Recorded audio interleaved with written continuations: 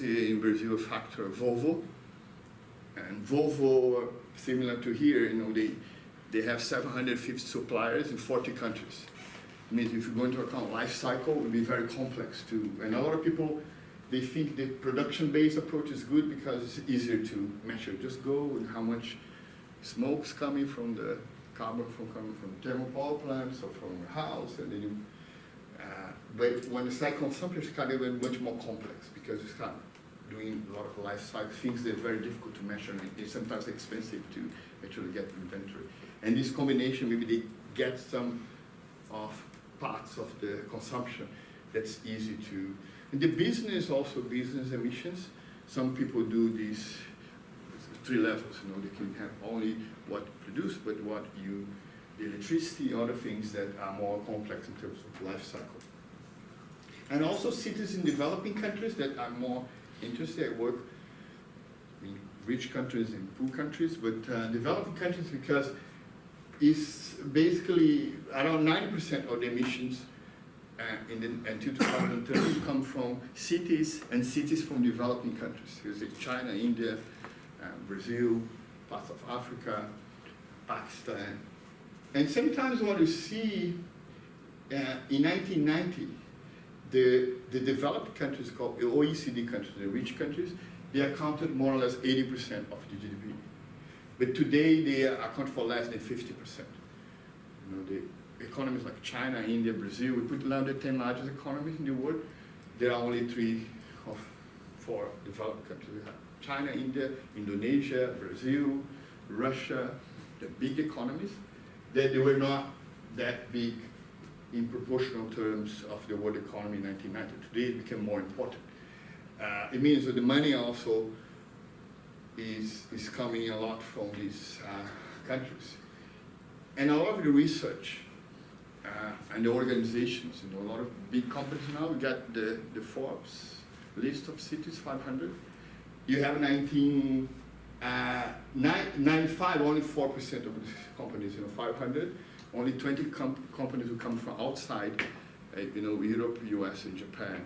But today it's around 25 or even 30% of the companies. I look at the banks, the 5 largest banks in the world, all in Asia. There are 4 Chinese, 1 Japanese.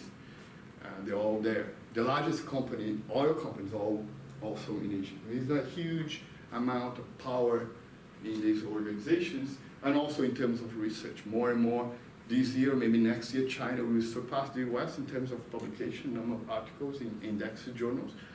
And still not the same quality, but over time, you know, it becoming more important. People see maybe by the end of the 2030, a lot of the knowledge you read in terms of research will be in this kind of developing country.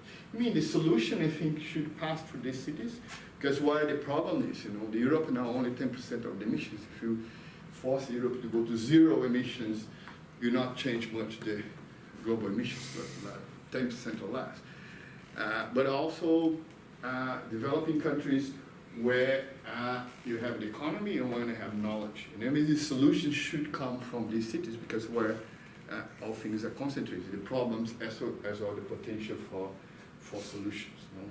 And here's come to my interest, you know, really interested in how to link this global problem, health, climate change, security, human rights to like this local governance. Why? Because in developing countries, you have, in order to have a sustainable future, they have to, you remember that curve? They have to do a different path of development. They cannot follow the same path as the rich countries, because it's the path that will lead us to basically exterminate the planet, because the amount of resources, and they have said the scale much larger than the number of people and the resources they need. And they have kind of these kind of old problems. You still have poverty, you still have problem in water, food security, but you have to do things with new agendas of implementation, do things differently. Where is coming the part of now the solution? How being this together? And first you need to have this connection. You have to understand not what is happening in the city, but what's happening broadly in the state, and even internationally, and how these things are connected. But also not only is one actor, not only government or business, but how these are connected, and how these institutions put all together. This is more my interest in research, in the last 20 years, try to understand how these happen empirically. You know? And I'll give you some of the examples of some of the work I have done in this area. When you say this is possible, you look at it very interesting. This is a World Bank graph. They put like emissions in the red, up in the X, and the Y, the you know, per capita income. You see the cities with the same per capita income. They have, like Shanghai and Sao Paulo, same per capita income, but they have different levels of emissions. It means Sao Paulo, Brazil, because we use a lot of hydropower, not because we're more sustainable. Our source of electricity is hydropower, and Shanghai probably comes from. It means the cities with the same emissions, they have different GDP, but the same GDP, some wealth. And you could put it with human development, and you see that the same graph. I mean, it's possible to be in the bottom. We achieve certain levels of development in city with low emissions. No? And this just to give you an example how it's playing out. See, this is a famous graph.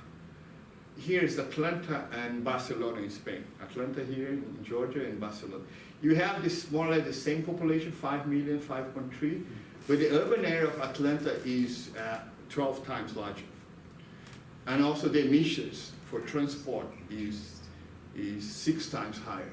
I mean, the same population, how you kind of display out in the urban concentration of people. When you have like more compact cities, you have, for example, less use of private vehicles, and consequently more people use public transportation, have lower emissions. Here is basically density, urban density, and private energy use per capita. See, cities are very, Houston, probably Tampa is somewhere around here, is very high use of private transportation, but as cities get denser, like Seoul and Hong Kong, it's quite unpopular to live there, almost impossible to have a car.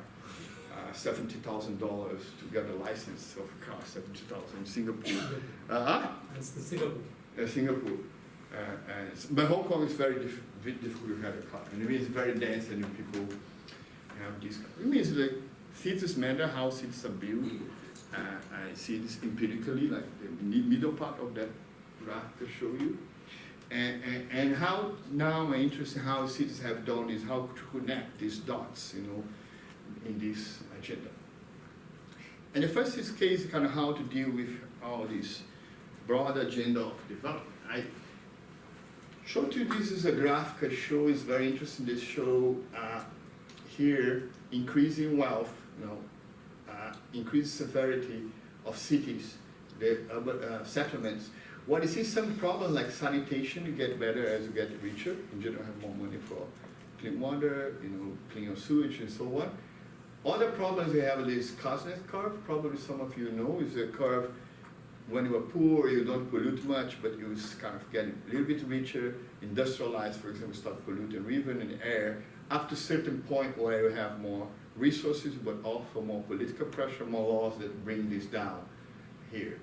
And other like carbon emissions, they have this graph here, they keep increasing to, this is done empirically. People study these countries that are already here, the OECD country, how these curves change. And it's more or less this pattern you see in all countries. But basically the problems, environmental problems, sustainability problems, generally doing this, a lot of these from local to global, you know, they now reduce the local problems, but the global problems are still high. And also these climate changes, these things that like health related, like dirty water, you're getting sick because of water or the air polluted, but actually delaying the problems. The threats will be long term. You know, it's destroying the life supporting system, you know, the things, the weather that you rely to, you know, have agriculture or so on. And it's these things you see these happening. And the idea is basically how we tunnel through these curves, how we have models of development that, particularly the air pollution, global greenhouse gas emissions, you don't have to go through the patterns that the countries had in the past, how we can design things differently, you know. And the idea is kind of try to link these things, what you did there when I was working with Professor Pariu, was the co-benefits, how to link the different benefits of having more what call short-term development linked with long-term, and also get these policies linked to the environmental policy, climate policy, biodiversity linked to these what we call global sustainable development goals. And you have these books, publish a lot of cases. As I mentioned, you don't need a lot of these rocket science, things that you study empirically how it happened, from composting to public transportation, how this reduced emissions, and how this also helped to, connect the dots. When you have climate change, how to also connect to affordable and clean energy and sustainable cities, for example. How to put this dot together.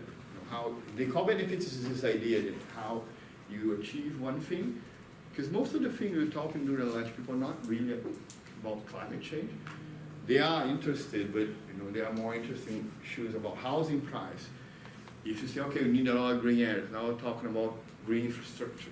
But if you have a lot of green areas, where we're going to build, probably the price of housing will be more expensive because now we need land for green areas. How actually make green areas not make housing more expensive? And so these things are, you should connect and pass this message.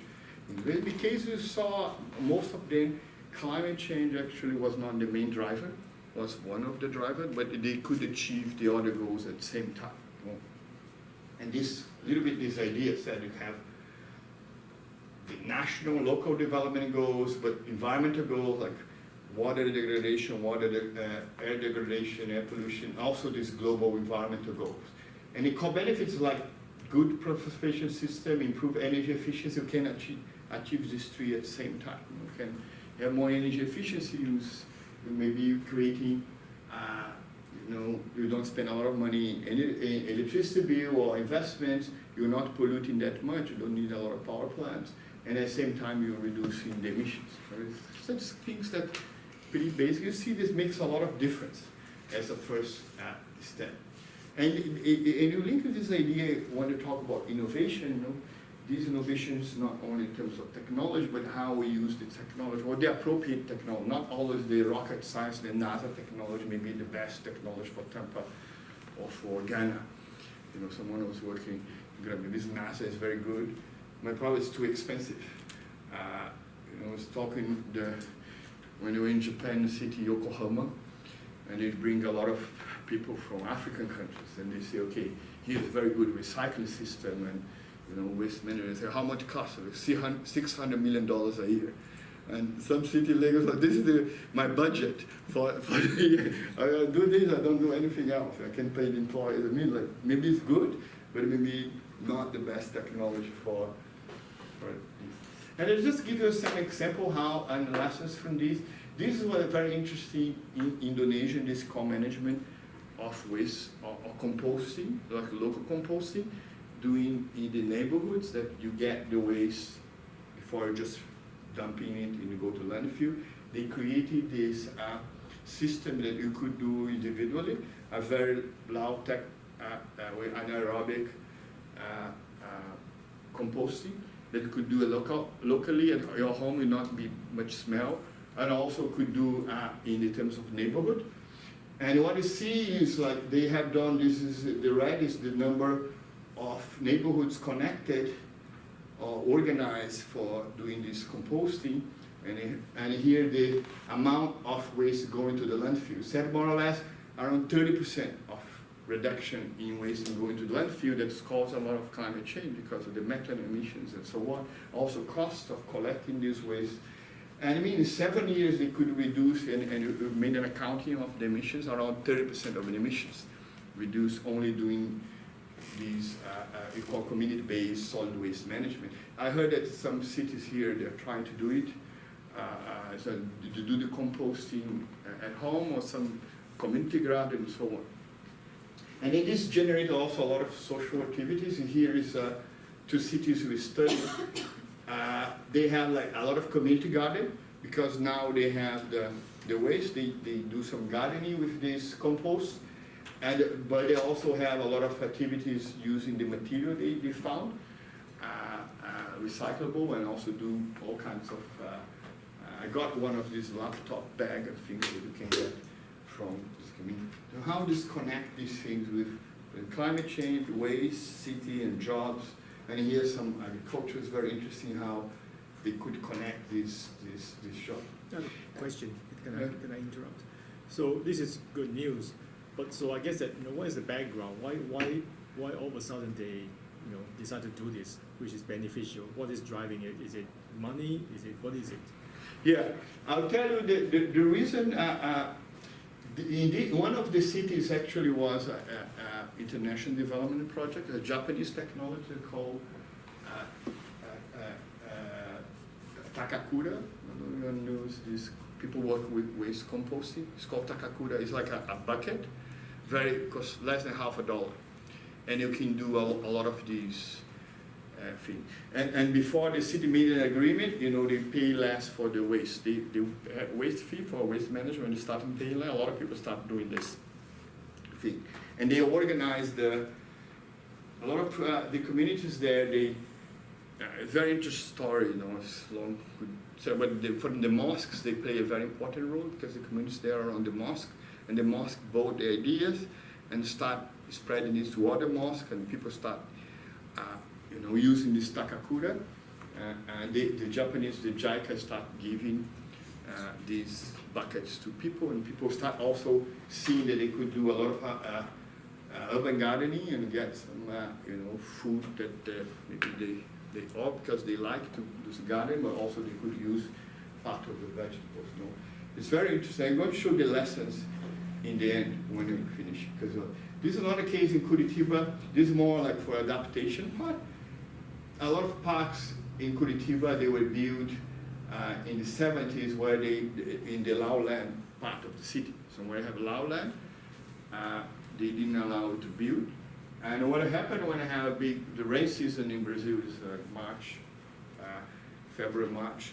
You see a lot of flooding in São Paulo, Rio, but you don't see in Curitiba. Well, in Curitiba, the parks get flooded, and maybe you cannot jog for a couple of days, but you don't have major impacts on the city.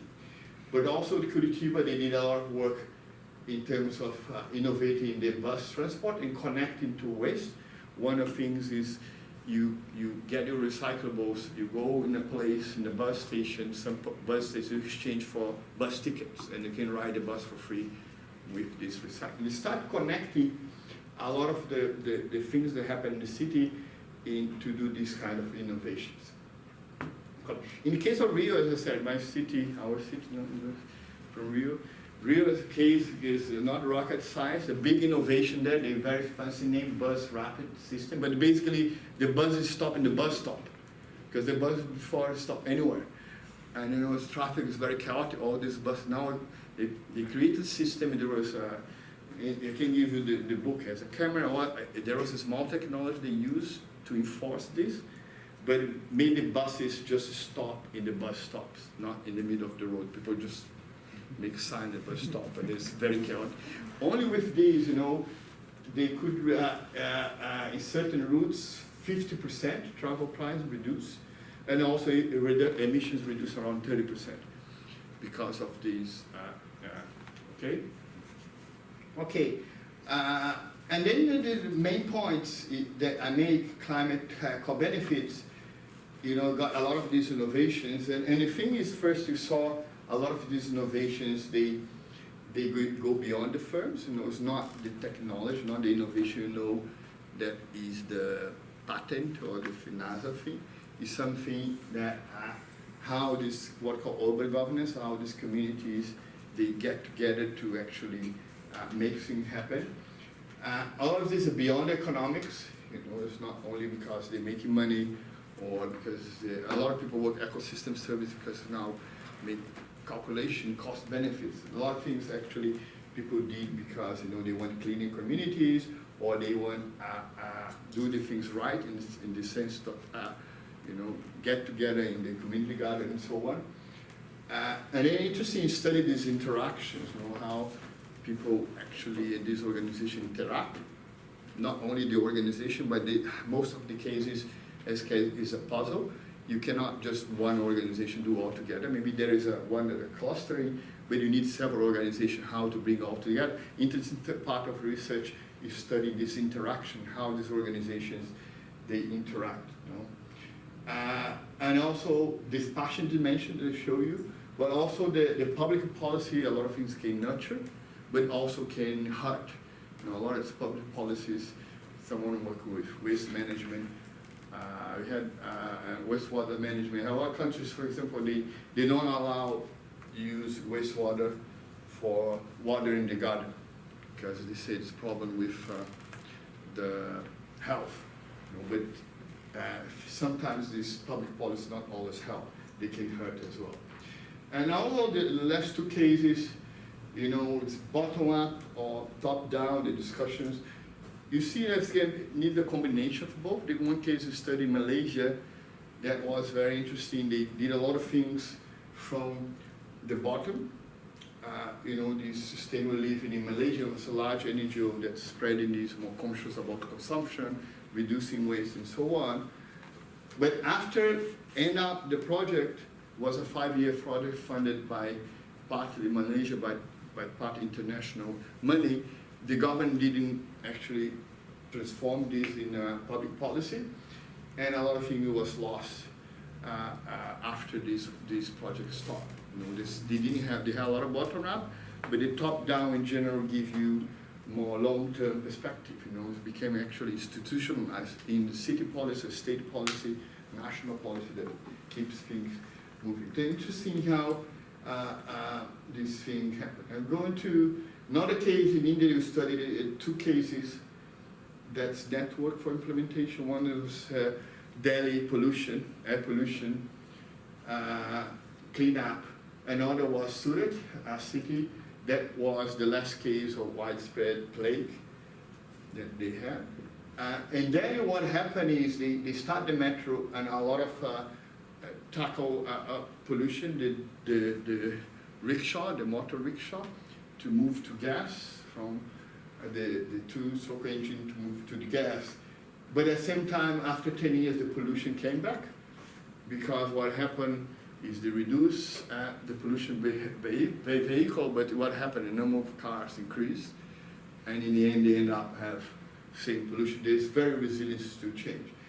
While in Surat, it was very interesting, they have this big problem of waste, related to waste, being dumped in the river, and the last case that people widespread plague, you know, the plague.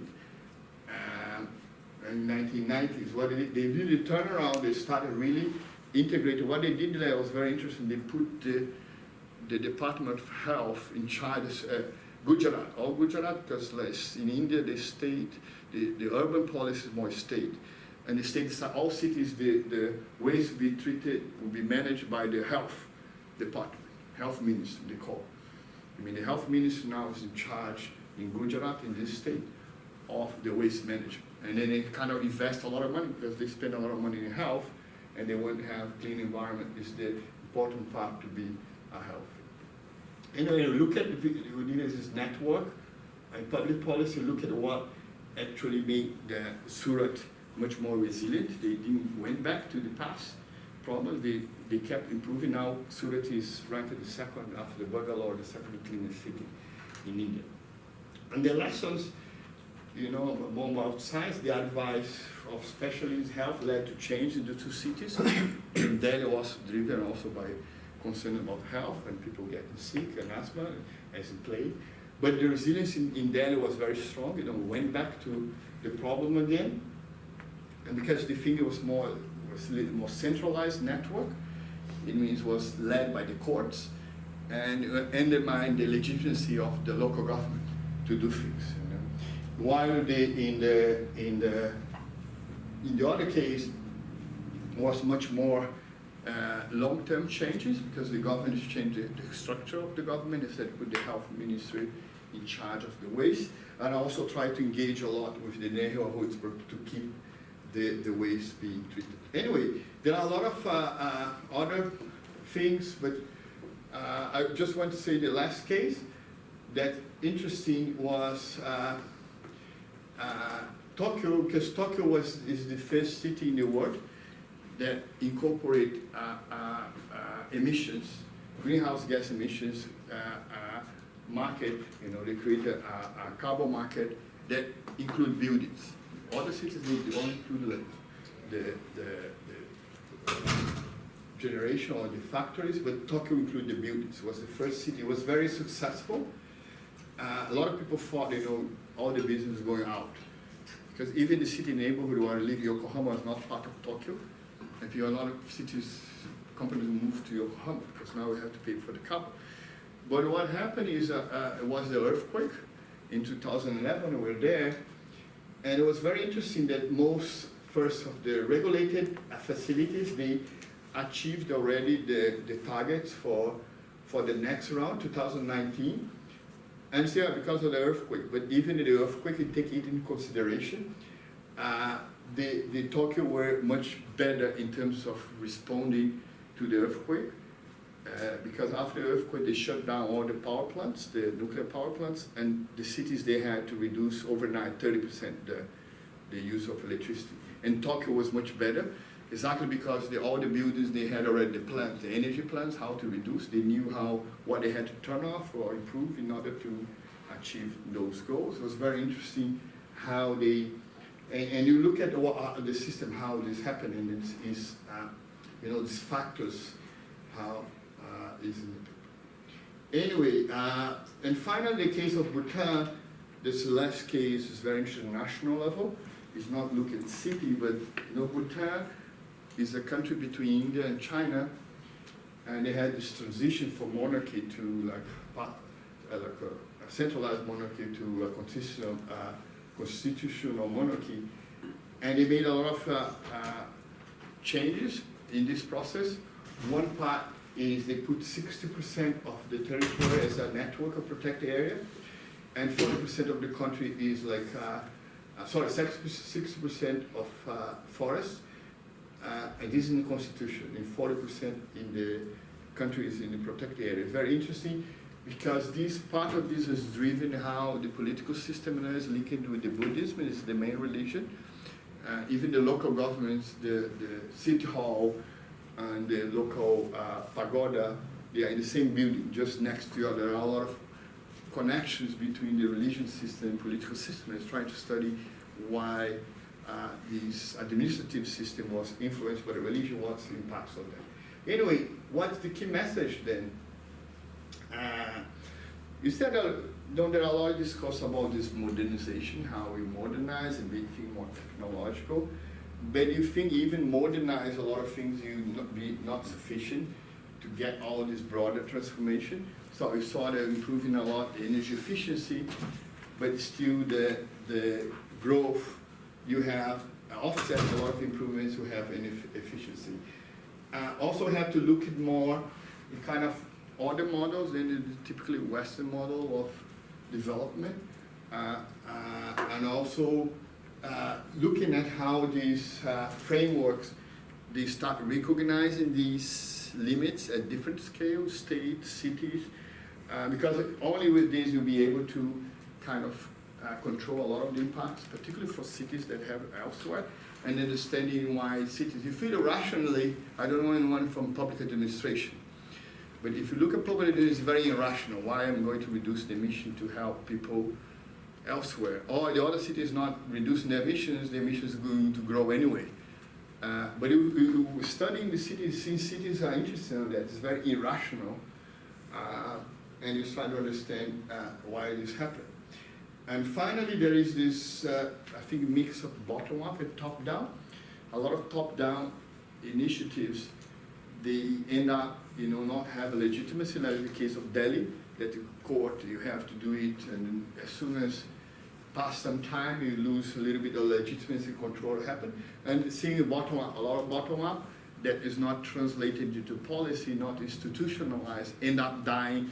Once NGO, we see a lot of cases, there's an NGO, there is one guy that leaves or dies, and then the project ends because there is no institutionalization. And then one thing, finally, I think it's a good thing for research is, a lot of people talk green taxis, or science, you have to be more science, and IPCC people science, just people, the politicians, they don't understand science. But I think you should go beyond that and try to understand what is kind of political institutional conditions that emerge, like Tokyo and others, that things that we see very irrational, but when you look at more carefully, you see a lot of innovation, a lot of